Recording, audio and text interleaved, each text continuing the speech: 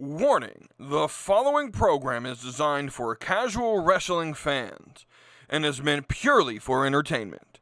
If you're SAWFT, proceed at your own risk. Viewer discretion is advised. Brother, I'm going on a wild Hulk Hogan. If all I get's a moment, I'll make sure it's an explosion. Cause lately I've been seeing stars, trying to kick out on this joy cord. But it's no holds barred, middle fingers like I'm Stone Cold. What is good, everybody? It is your boy WETOODEEP. We are back with another episode of the podcast, and it's been an eventful week this week, right? I know you guys are thinking, bro, what's up with all the episodes that we have this week, right? We've had Tuesday, Wednesday, Thursday, and now we get Friday, and we got one more coming on Sunday with the breakdown of SmackDown. But this, we're doing a lot of breakdown on this channel this week. We broke down, last week with me and Wavy D, we do what we normally do, broke down Raw and SmackDown. On Wednesday, I broke down AEW. Last night, on Thursday, just posted a couple hours ago. We broke down Evolve and NXT and some of my thoughts on that. And y'all are coming to this episode to get what you guys always want. These are my favorite episodes to make. They're my rant episodes. I just pick some topics, pick some things, and I just talk, right? It's not really breaking down a show. It's more so just ranting on certain topics. So let's dive on in, and let's pick back up from last Sunday, where apparently WETOODEEP made the unpopular decision to ask actors and actresses who play roles on wrestling shows to stick to their characters, because I'm probably the only person in the casual wrestling community, but more so in a wrestling online fandom in general. I'm probably one of the very few people who actually don't think Charlotte Flair has done anything wrong. Right? I don't think Charlotte Flair has done anything wrong. In that she's kept whatever going off script shenanigans she's created, and her ad lib, she's created that within the realm of the Charlotte Flair character. The Charlotte Flair, right, is this narcissistic, everything's about me character. So I want to go back down to the sit down video, right? Because this was something that, I made the episode last Sunday sort of talking about this. And even at that point, I had not actually watched the whole promo of the sit down, right? So I ended up watching that on Monday. And by watching that promo, I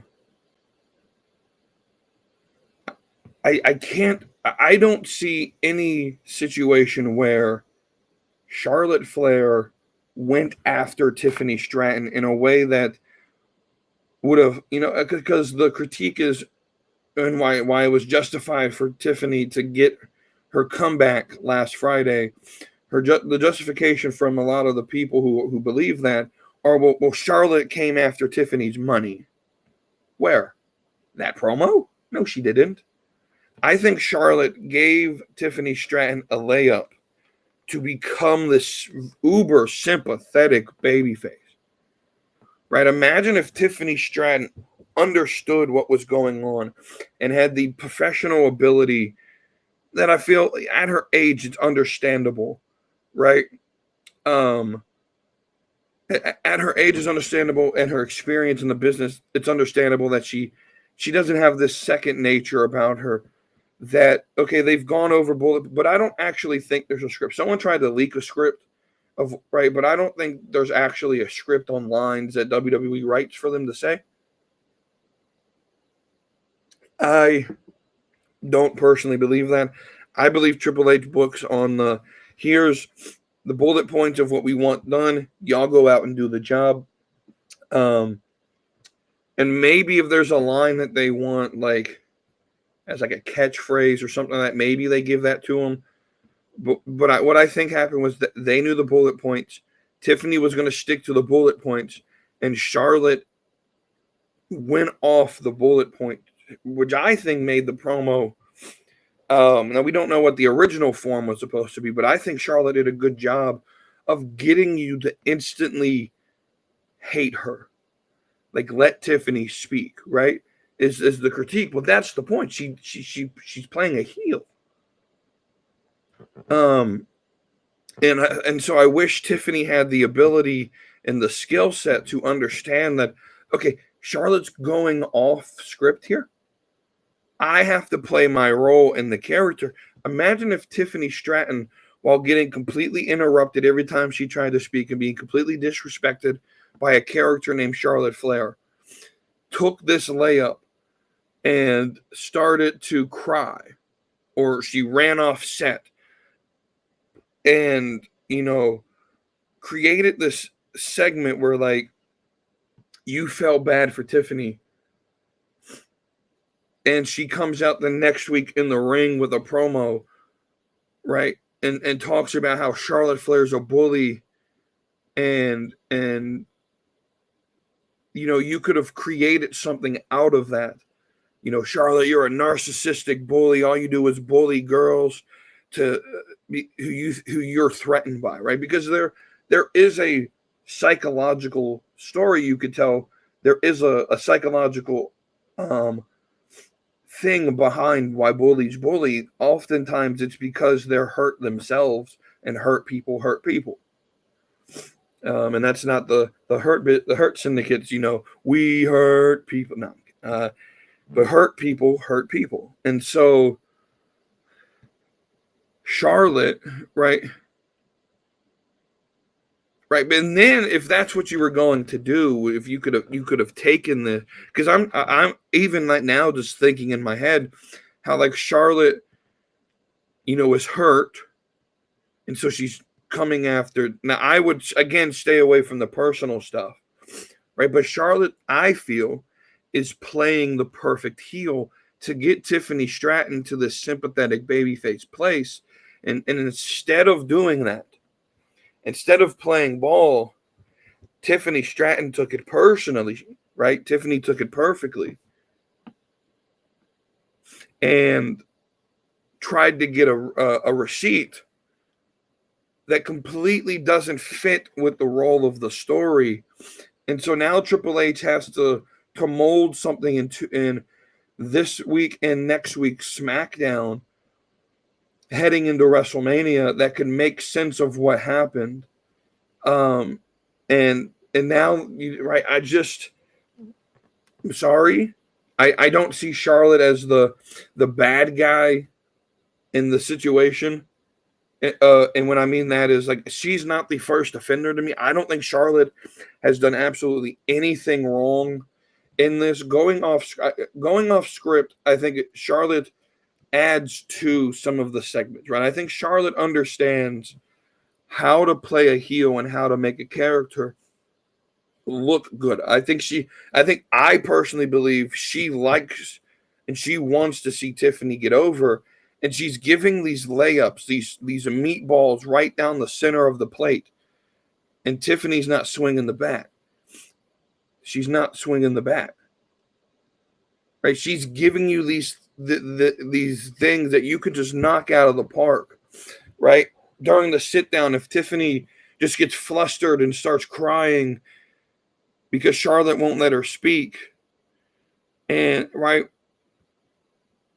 and then again, you could create a promo the next week or two, right, of how Charlotte Flair's a bully and she's causing me, mental anguish, and And who know, you could create a character with Tiffany Stratton that the rest of the fans watching can relate to. We all hate bullying, right? I'm willing to bet there are people in the crowd who have been bullied and understand what it's like to be bullied. You could tell the greater narrative of the big bad bully and the person being bullied who then overcome, right? And here's where I think Charlotte was thinking, right? If I bully Tiffany in this sit down interview, and if she plays the part right, we could have it to where I bully her for weeks on weeks on weeks on weeks. We get to the Mania match where we've had, 10 to 12 weeks of me, Charlotte Flair, bullying Tiffany Stratton to where it gets to the actual match. And this is where Tiffany overcomes me, gets back at everything I've ever said, and beats me. And now we have this moment where Tiffany Stratton, who is who's a superstar in the making, who is super over as a super sympathetic babyface, and we just made a superstar because she gets her WrestleMania moment. She gets the rocket strap because she just beat Charlotte Flair. And then, right now, ultimately, I would have, again, I've said this before, we've miscast the characters, but we're talking in what the information we have. And I don't know why it's so unpopular to ask people who are playing characters on TV to stick within the characters. This is the problem I have with the indie AEW, ROH, New Japan style wrestling, right? And their promos and all of that, right? No one plays This is why I've always said characters and storylines are the most important to me. And what happens is no one wants to play a character. They all want to be generic superhero or generic evil villain. And the promos don't really mean much in AEW, right? Or in ROH or on the indies. It's all just a bunch of people who wrestle and they all do the same thing, right? They all wrestle. That's all they're good at is wrestling. And WWE's different, right? We're telling stories, right? And in order to do that, in order to tell stories, you have to tell your actors and actresses you are playing a character, stay within that character. You can ad lib, but you have to stay within that character, right? If you forget a line or you think of something that might be better, more power to you to come up with something better. But again, it has to stay within your character. And so I didn't know it was so unpopular to ask actors and actresses to play a character. And that's the one thing I think in this business that Tiffany Stratton hasn't been able to play. I think the bigger issue, though, is the booking. I don't want to blame Tiffany for this because I don't necessarily think it's her fault. I don't think she has an actual gimmick. I think she's in between playing the bad girl, but she was always the baby. Like, we just saw her get bullied by Nia Jax, right? We saw this same type of story with the Nia Jax story and Tiffany Stratton story, right? We know Tiffany can play this, so why don't we do the same thing, right? Where no one takes her serious on the main roster, right? Nia uses her, abuses her, bullies her. Ultimately, the great uppance of that is when you cash in your Money in the Bank on Nia Jax. Well, now that you got the belt, now Charlotte Flair's coming in and she's bullying you. So why don't you do the same thing and you get your comeuppance by beating the GOAT of the women's division, Charlotte Flair? Right? You could play like you've done this before. Like so again, Tiffany Stratton took Charlotte's behavior personally, and she aired personal grievances on TV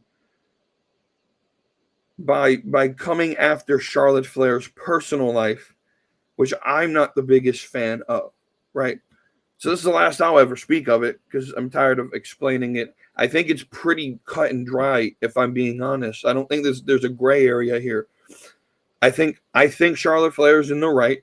She's playing a character. Her going off her script has stayed within her character of the narcissistic bully, and Tiffany Stratton going off script was not within the sympathetic babyface character. It's just not.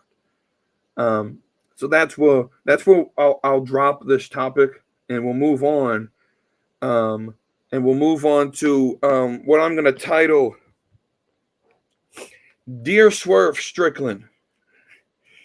My dude Swerve has he went on Vlad TV, and I don't know the whole conversation. Don't really care, to be honest with you. Something about, you know, there's still like racism within wrestling. And again, I don't want to misquote him. I don't want to misrepresent what he was saying. So if you do want to check that out, go check it out. But essentially, this created a feud between him and Booker T. Right? Now, Booker T isn't just like a Hall of Fame wrestler. He's a 2-time Hall of Fame wrestler, by the way. But Booker T is well respected in the wrestling world, not just by, you know, African American wrestling fans, but by the whole wrestling. Like Booker T was one of my favorites growing up. Like I've always had a place in my heart when it comes to wrestling for Booker T. Right? I remember being like 5, 6 years old, trying to do the spin-a-rooney. Like I love Booker T, dude. And he's my favorite commentator on WWE programming. I think he just makes, right? He does the sort of, I think he does what Pat McAfee's attempting to do and make situations seem a little bit funnier or add to moments. And I think Pat takes away, or I think Booker T knows how to get someone over, right? And that's just my opinion. I think Booker T is one of the greatest commentators we have right now in WWE. I think Vic Joseph is great. That pairing's awesome. I hope they never split them up. Really, like I'm being honest. As much as I want Vic to thrive, if they move Vic up, I need them to take Booker T with them, right? Excuse me, but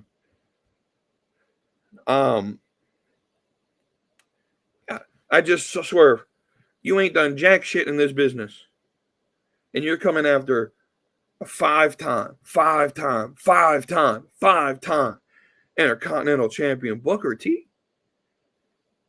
And here's where like I could sort of cross the line, or sort of I could sort of forget you going on and pitting Booker T versus you, which is what the media wants black people to do anyways, to create division even within their own community, right? But you know, I don't want to speak on that though, because that's not my experience to speak on, right? But I find it funny, right? There's always this rule with show business, right? The last thing you do is the last thing you do is the thing that's going to be talked about. It's the last thing the fans are going to remember, right? So Swerve Strickland just gets screwed out of the AEW World Championship by the Young Bucks, and he picks up a mic. Now, if I'm a fan in the building, I'm probably thinking, oh, he's going to cut a promo on the Bucks or on Moxley. No. He cuts a promo on Booker T and says, you know what? F you, Booker T. Swerve, my dude. That's the last thing these fans are going to see as they walk out of the building. The last thing you did, you made a grievous mistake here. You put over somebody else.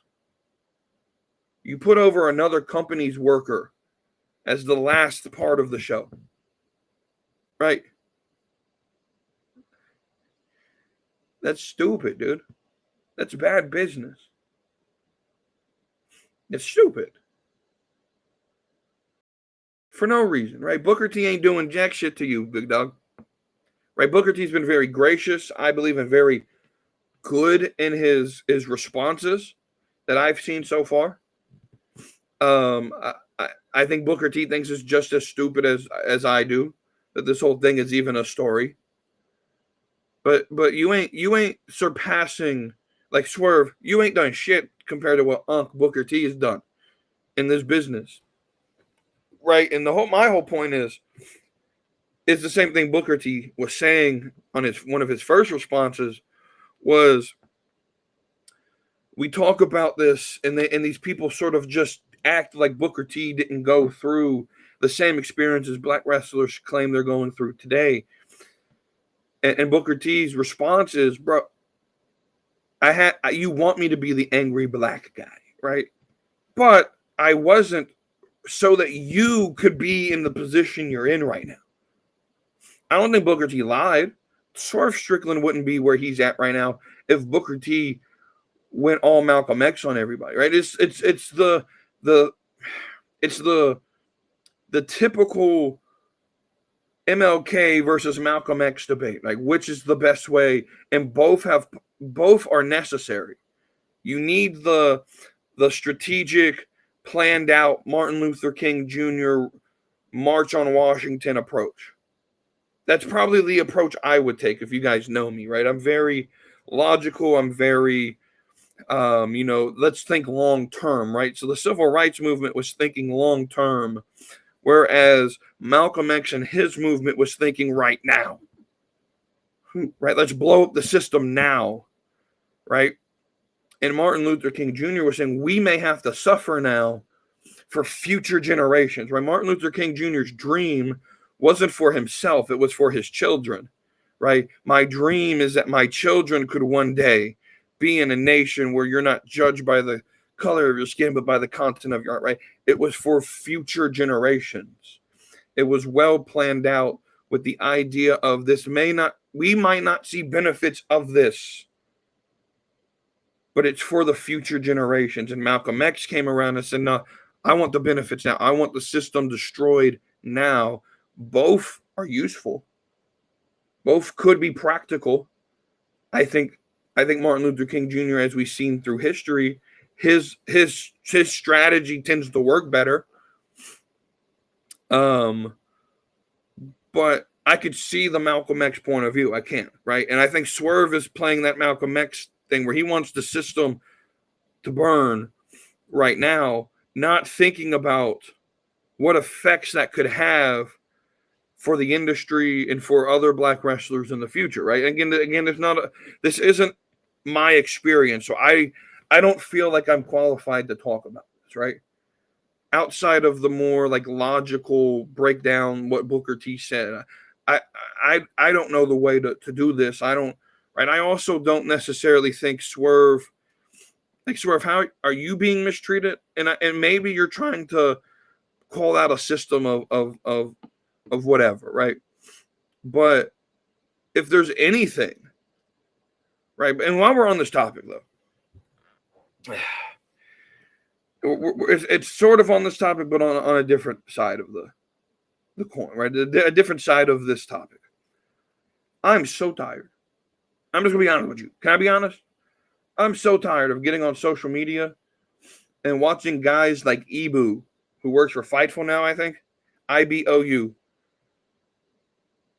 post numerous times a day about how black AEW's card was on Saturday compared to WrestleMania, which, by the way, while he was posting it, the card wasn't even complete. The card's still not complete, right? So many people were talking about how there's only one black person on the card confirmed for WrestleMania.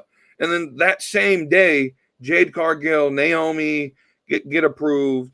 Now, we could talk about one of these other things, the rumors being that the Street Profits are defending on Friday and the War Raiders are defending at WrestleMania. Can we do the opposite? We want the Profits on Mania. Big Dog, like, how hard is it to just create a five-team tag team ladder match? Like we all predicted would happen. How hard is that for Triple H to put it in his mind that needs to be the case? That needs to be what's done. Anyway, right, I'm so tired of this like Triple H's racist narrative because he doesn't give every single black person on the roster a WrestleMania main event spot, right? Because BFAB, look, I love BFAB. Everyone knows I love BFAB. She doesn't deserve a spot on WrestleMania. She hasn't done anything, right? She's not in a story that requires WrestleMania. I'm so tired of people like Ibu who create more division than what they think they're doing by, oh, this card is so black, insinuating that the other company doesn't treat black people right. I don't get it. I really don't. It's annoying, right? The whole race baiting thing in wrestling. I hate these conversations, but I think they're conversations that need to be had. And I'll just add my personal point of view, and then we'll move on. I hate the race conversation, not because I don't think racism exists. I do think there are people who hate people who are different than them, and that's on both sides of the aisles, by the way, right? Right. I think we have this cultural belief, not an understanding, but a cultural belief that racism can only happen from whites to blacks, and guys, that's just not true. Right? That's just not true. Now, more than likely, it's going to be whites on blacks, but you know, this whole Stop Asian Hate campaign that happened like 2 or 3 years ago, right? We got to, especially during like coronavirus, guys. You guys know that statistically, the biggest race that perpetrates hate crimes against Asians are African Americans. You can look up the stats.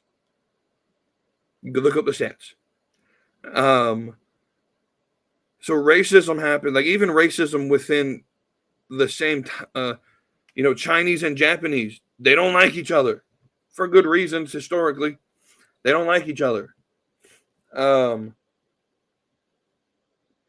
Right. But here's my personal perspective. If we look at race as something that separates, here's the thing. We're all the same race. We're all human. There's actually only one race. So I'm going to go on a soapbox real quick, and I hope you're okay. The idea of different races and then one being more superior than the other, which is what racism is, started with the evolution debate. The Charles Darwin, The Origin of the Species book that he put out. I'm going to read you the full title because they never teach you the whole title of Charles Darwin's book. I got to find it first because I don't have it memorized because it is pretty long. Right, here we go. The full title of Darwin's famous 1859 book is On the Origin of the Species by the Means of Natural Selection or Preservation for Favored Races in the Struggle for Life. Darwin was promoting eugenics, or his theory is what led to eugenics, which is, picking out certain genes. It's sort of what the Nazi movement did when they picked out certain genes, and they did actual tests on people to see if we could pick out certain genes to make a superior race. Darwin's whole theory, the whole theory of evolution, was founded with the idea of racism, that whites were more superior, that blacks were the lesser race. But guys, we don't find that anywhere else historically in secular history. By secular, I mean not religious. We don't see that anywhere out in like secular wise in history. In science before Darwin. Darwin's whole theory of evolution was used to promote racist ideologies. And so when we think of different races, the problem is that there's only one race, and that's human. The difference is it's genetic. That's what I was looking for. It's genetic. My skin right now, I'm about as white as mayonnaise, right? But this isn't actually white, right? This pin is white. Obviously, I'm right. This is more of a peach color, right? So I always find it like we call them white or black, but I don't. I mean, there are people who have a lot of melanin who do end up being the color of this microphone, black, right? However, that's very rare. It's tan or like peach and brown, right? But that's the point. We're all brown. We all are different shades of brown. That is actual science. It's the amount of melanin you have in your DNA, or how much of the melanin that your body produces. So it's not white or black. We're all brown. We're all human. We all bleed red. We all just have different shades, different hues of melanin, and no one's favored. We're all just human. Can we put an end to this conversation? Right? Right? Can we put an end to this conversation? I'm tired of it. We're all brown. That's from a whether we can put that in a. Can we stop talking about race in general from a wrestling standpoint, from a political standpoint? I understand things have happened in history based on Darwin's theories, by the way, that have given poor experiences to people of color. But we're all people of color. Can we just be, again, definitionally, we're all brown. We're all just different shades of brown. Right? That is that is the understanding from, this isn't necessarily a religious understanding, because there is the idea that, we're all created equal, which we are. But I'm not trying to talk religion. I'm literally just trying to give you the science. Actual science will show you that we're all brown because we all come from a common ancestor at the beginning of human history. The first male, the first female, right? That we all come from them, and but this has gone down a whole topic that I didn't think I was going to talk about. But that's what's fun about these episodes. We're all brown. We are. So, can we end this conversation by saying it's stupid? Swerve, focus on your wrestling. Focus on not hurting none Pac, right? And let's do better. Let's end this conversation. Let's not create division that doesn't need to be here.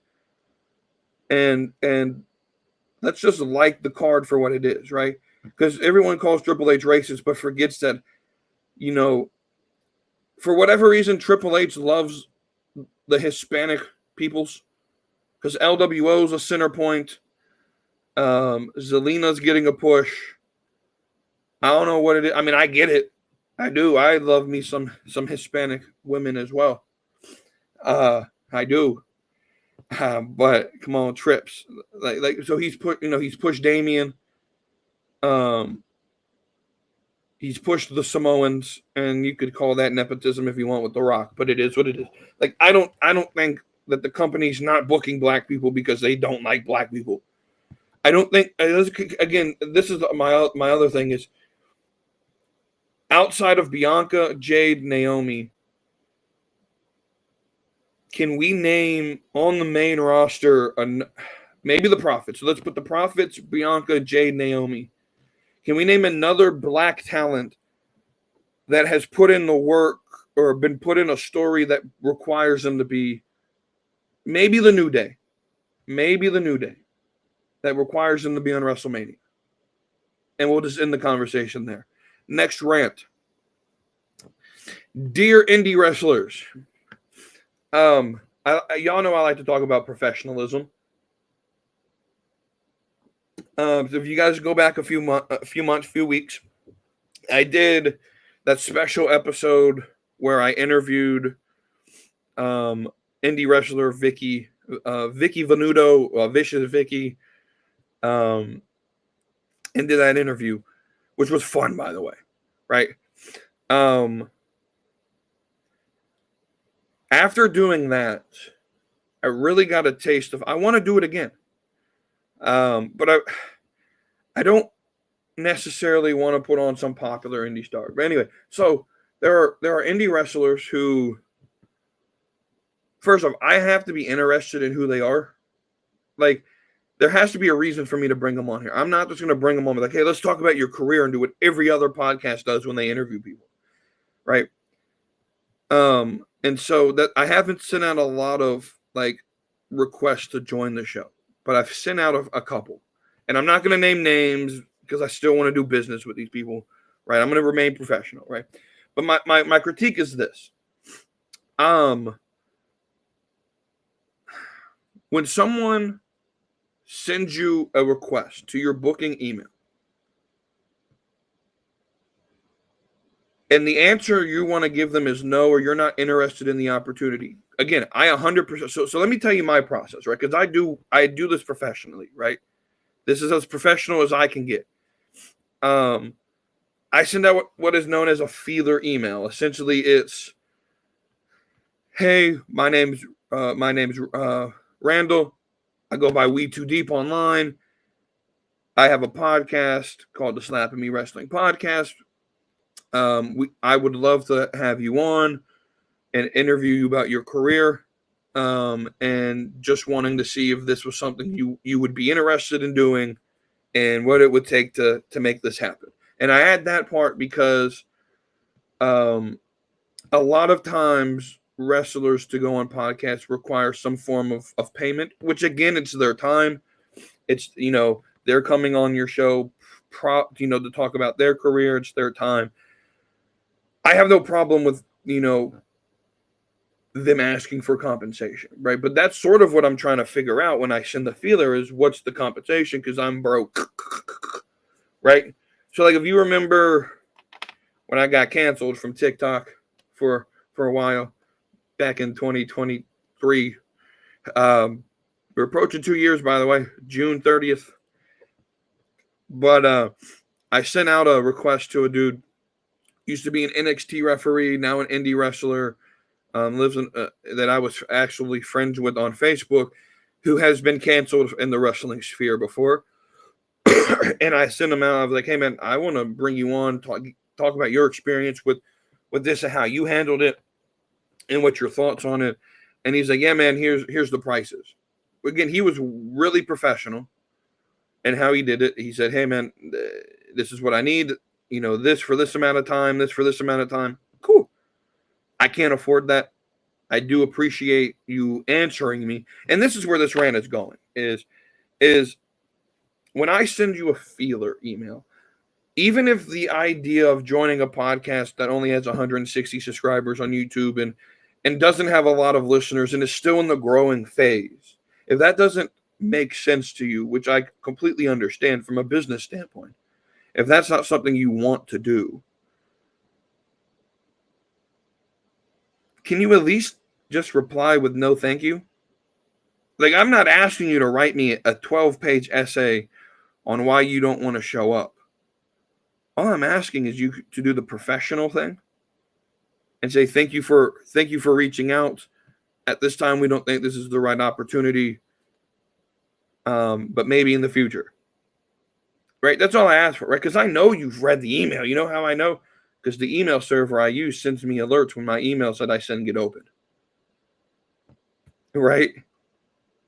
I know you've seen them. Right? This isn't one of those things where you can sort of like play it off like, oh, I didn't see it. No, I know you saw it. And so that's what, dear indie wrestlers, can we be a little bit more professional? And that's all I'm asking for. Just a little personal rant there. Let's move on. Dear AEW fans, please learn how to take critique. I can't tell you how many times a week I have this thought. Why are y'all so butthurt when I critique your product that you enjoy, right? It's not a personal attack on you. And it's not even a personal attack on the product. It's just, bro, we know where you could be. You're not there, right? So when someone like JD, because JD from NY, I talk about him a lot now because I've been watching his product. But he did this epic 3-minute rant at the beginning of his Dynasty live stream when it went off the air Monday morning, because it was about 1 o'clock when they were able to actually go off the air, right? And he did this beautiful rant, 3 minutes long, right? Had like 200,000 likes, and it got pulled. Now, there's only two ways this happened. Either Tony Khan caught wind of this and had them remove it, or AEW fans got butthurt and JD haters got butthurt and reported it so many times because it critiqued the product that it got pulled for bullying and harassment. That's crazy. AEW fans, I need you to know this. Not everyone likes the product. But here's the thing. JD talks about the product the way he talks about the product because he's been a fan since day one, and he knows how good AEW can be, and he wants it at that place again. Not this indie bullshit, that's only for the sickos. He wants the product where it was in 2021 when you were 900,000 to 1 million viewers on TV. But the product's not there, and that's why we critique it. I know how good the product could be. There was a point in time in early AEW where it wasn't for me. I couldn't get behind the characters and the storylines, and the matches weren't for me. But I understood that there was a large section of the wrestling fan base that liked AEW, and it was good product. Like the story, there wasn't much story. Again, AEW, I could tell very early on, wasn't going to be for me because I am storyline and character based. But I understood that, bro, the ratings look good. You're competing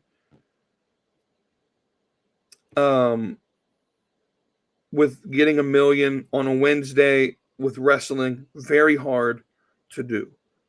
And you were close to 1 million viewers every week, and you were filling up decent size arenas, and you're just not there anymore. There's been a massive decline in interest in your product and viewership and ticket sales when you compare them to like 2021, early 2022. Within the last 2 to 3 years. And really what it was, can we be honest with you? The moment that AEW began the downfall of the company was the moment they released CM Punk. Because CM Punk was their top draw in the company. That is what was putting eyes on the product and asses in the seats. And CM Punk getting released, getting fired, and then you releasing the tape, which, by the way, the decision to release the tape has reached a 1-year anniversary this week.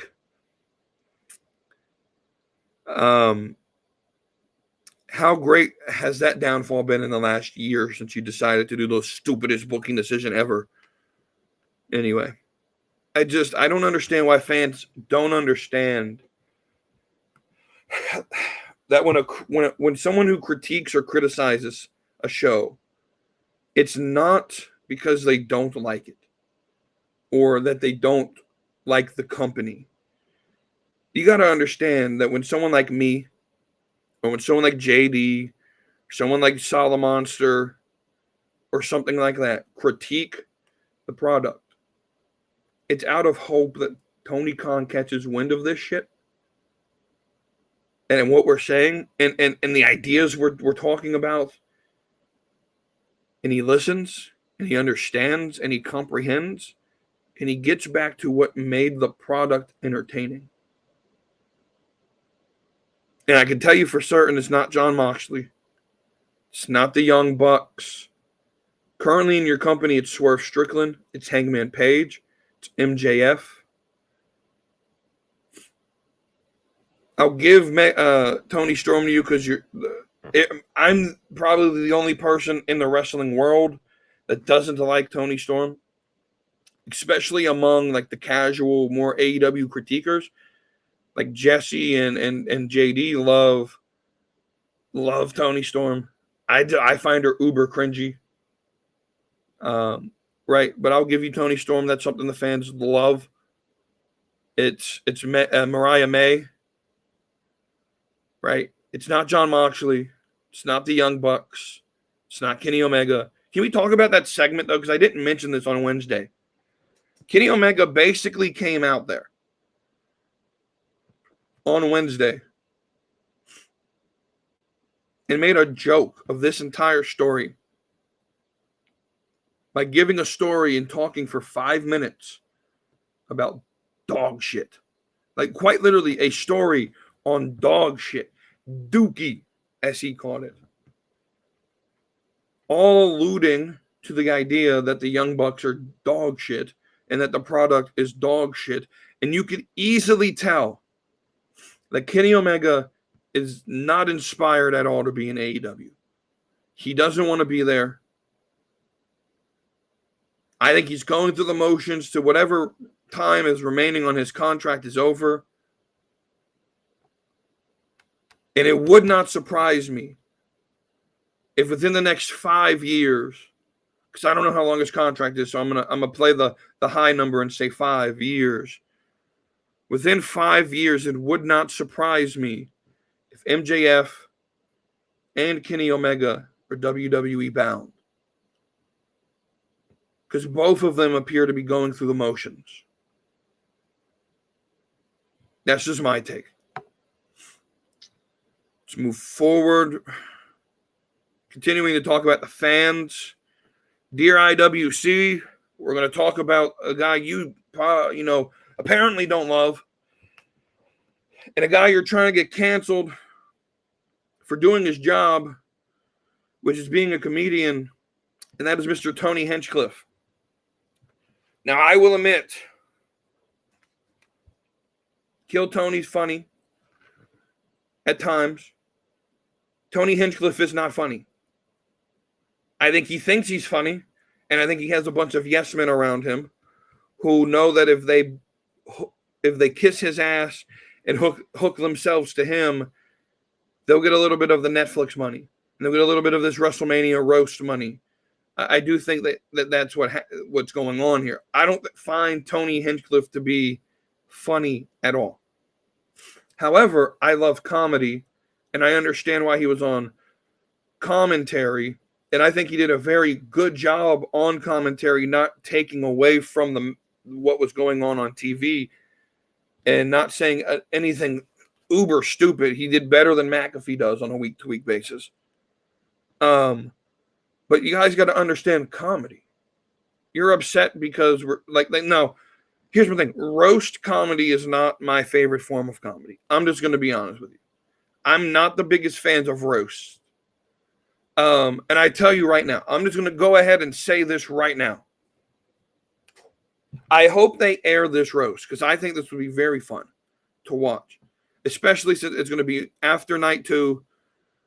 The show, I'm assuming, will be over Eastern time, probably around 10:30. And then the roast will probably start probably around 11 Eastern. Now, out west, I mean, you're talking 8 o'clock. Perfect timing, right?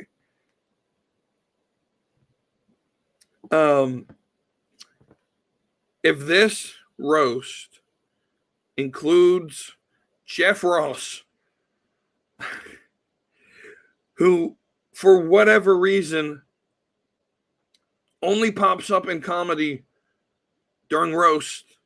It's the only time I ever see anything about Jeff Ross. If he's there, I might turn it off if they air it. I don't think it's being aired. I wish it was because I really want to see this. We'll see. But yeah, if Jeff Ross is there, it's going to be shit. because Jeff Ross gets the same, he's at every single celebrity roast ever. And everyone always says the same jokes about him. There's nothing new creatively about what you can roast Jeff Ross about. And he's not creative either. He fucking is not funny either. But that's the reason why I'm not the biggest fan of roast comedy, is because a lot of times it's just, let's take stupid personal jabs at people that aren't funny. Like, I find like narrative comedy funny. Like, what I mean by that is telling a story, hooking people in, and then hitting them with the punchline. I do like, there's this new thing in comedy now. Matt Rife made it popular. Now Nate Jackson's making it popular. I like Nate Jackson more than Matt Rife, to be honest. Whereas like crowd work, I love crowd work. That shit's funny, right? But I'm not the biggest fan of the idea of like getting 8 rich ass celebrities on a stage to roast another rich ass celebrity, and none of them's funny at all, right? Like the roast of Tom Brady, I enjoyed it because of who was there, and some of it was good. But I'm not the biggest fan of, especially like the actual comedians. Like Jeff Ross wasn't funny.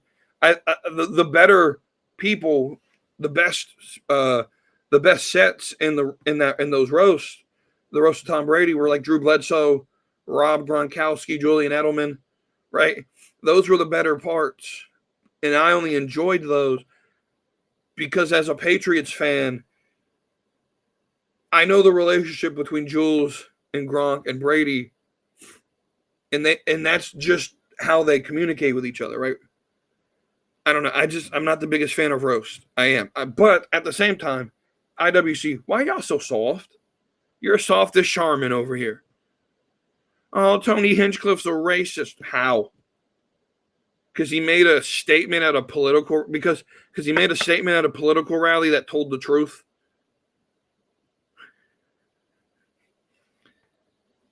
Like, have you seen Puerto Rico? Like that's the, and I'm not trying to be disrespectful, but my little brother went to Puerto Rico for New Year's.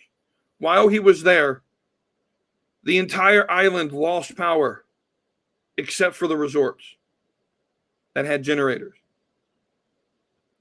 Puerto Rico is a shithole. Let's just be honest. Right, he made a joke about Puerto Rico being floating trash. And he wasn't necessarily lying. Right now we could talk about why it's that way and have the deep political discussion outside of the comedy show. Right? But Tony Hinchcliff is a comedian. He was brought into a political rally to tell jokes. Now, I don't think it was the greatest political strategy. I wouldn't, if I was running for president, I wouldn't bring a comedian on the campaign trail. But maybe it was the best political strategy because it connects with the culture. Who knows? We don't know the effect that had on people's voting. Right? And again, I don't really care. But to try to cancel this man, and this is what he said. The only thing stiffer than Michael Cole is Big E's neck. Was he lying? Big E's neck's pretty stiff. Right? And Big E took it with grace, and he was like, bro, this is funny. Right? We're trying to cancel this man from providing entertainment because he made a joke? What type of world are we living in where we can't tell jokes anymore? I don't know, man. I love comedy. Comedy is one of the greatest entertainment forms there is because it's the only one where you can tell the truth and people think you're joking. And that's why I love it, right? People like George Orwell, not George Orwell, he wrote books. George Carlin, that's who I was thinking of. George Orwell wrote books. He was not a comedian. George Carlin was the comedian. people like George Carlin, Dave Chappelle, Richard Pryor. I don't really have a favorite comedian in this generation.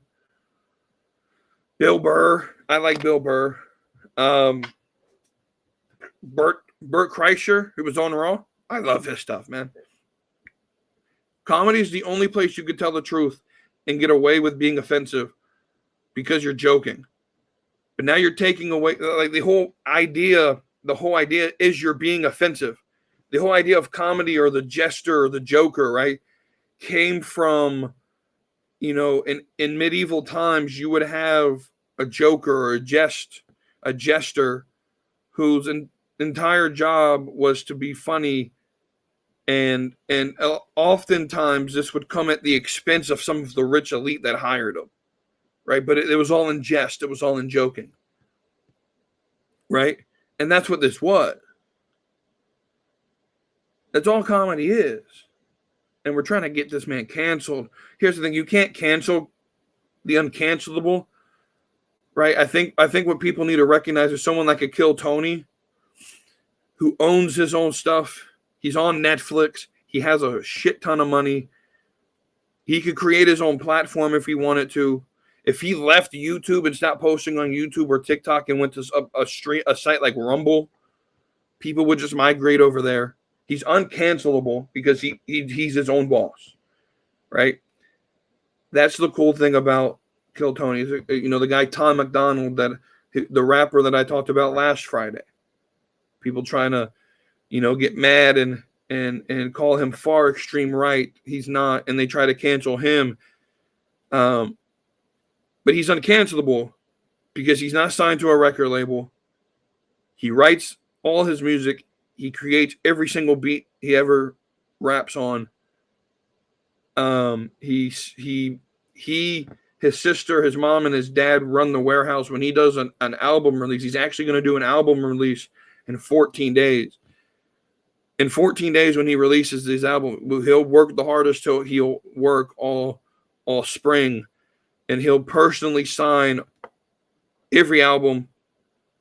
He'll package them with, his mom, his dad, his sister. They package everything. They ship everything out. They do everything as far as, like, he's truly independent. And you know what that means? You can't cancel him.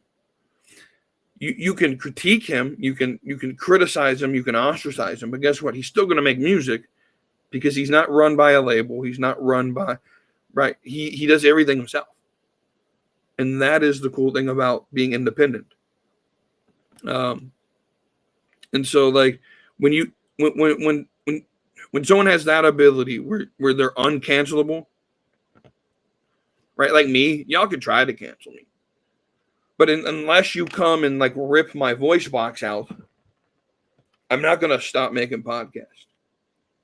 I may have 0 listeners, but I'm not going to stop talking with the hope that someone's going to hear this and agree with me or relate to it, right?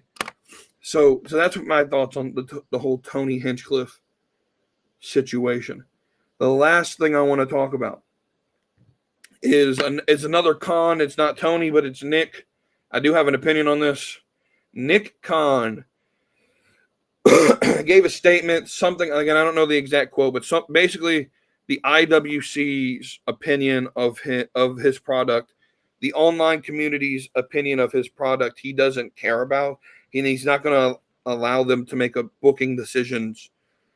Now here's my problem with this, because I see what he's saying, because there are a lot of stupidity and stupid takes online, 100%. Here's my problem, though. Here's my problem with this mentality, right? And I think I'm going to differ from a lot of the casual community, because I think the casual community saw this and said, oh, this is what we've been saying, right? No. I think WWE, I think AEW, I think if you're an entertainment entity, if you're the NFL, if you're the NBA, you need to listen to the, right? Because I think people think that there's only a subsection of the world on Twitter, right? Now, I understand not everyone is on Twitter. And Twitter is not real life. right? There's a lot of anonymous accounts where people just say stupid shit to say stupid shit. But X or Twitter is the town square of modern society, right? If you know anything about town squares, we can go all the way back to ancient Rome. We called them agoras. That's where the philosophers would sit and discuss big political ideas or philosophical ideas. You know, that's where people would come to learn news and discuss things, and that's basically been what the town square has always been throughout history, right? It's where the news was posted. It's where you could go and get the tea, right? We don't have that in modern society, right? Partially because of social media. Social media has sort of taken away the desire to want to go out to a place and meet with people and have face-to-face conversation. But at the same time, it's also replaced it with one app in particular. Like, I would never say Facebook is the town square because it doesn't have as many users that around the world, around the country, as something like X does, right? But I also think like the type of content you see on Facebook differs from the type of content you'll see on X. I think X is where political discourse happens. The wrestling, everyone is on X, right? It's you know, everyone makes a joke. Facebook's like the grandpa app now, right? It's for old people and people like I hardly ever post much on Facebook, to be honest. I don't, because you don't get much response there. Whereas on X, X is made for conversation.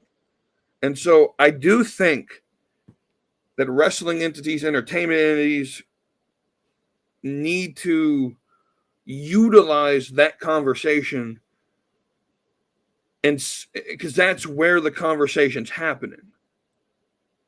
And so obviously you're not going to make all your booking decisions on the IWC. But I think there are very, very good conversations that are had on the internet that are worth having a discussion on. Should we book according to that? Like, there are a lot of podcasters and content creators and just people who post their opinions about wrestling, who understand the business and understand storytelling and I think Nick Khan, I understand where you come from, but I think anyone that runs a business should pay attention to X at the least, because that's where the commentary on entertainment's going on. That is right, and it should influence your booking, and a little, like, not fully, but some.